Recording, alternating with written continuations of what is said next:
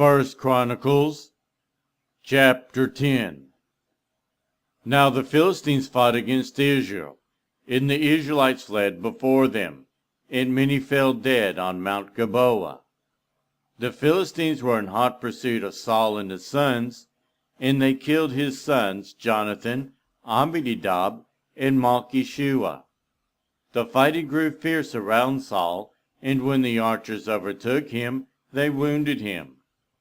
Saul said to his armor-bearer, "Draw your sword and run me through, or these uncircumcised fellows will come and abuse me." But his armor-bearer was terrified and would not do it.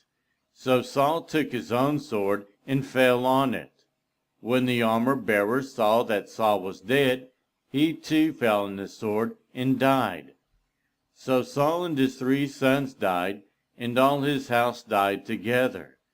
When all the Israelites in the valley saw that the army had fled, and that Saul and his sons had died, they abandoned their towns and fled, and the Philistines came and occupied them. The next day, when the Philistines came to strip the dead, they found Saul and his sons fallen on Mount Gilboa. They stripped him and took his head and armor, and sent messengers throughout the land of the Philistines to proclaim the news among their idols and their people. They put his armor in the temple of their gods, and hung up his head in the temple of Dagon.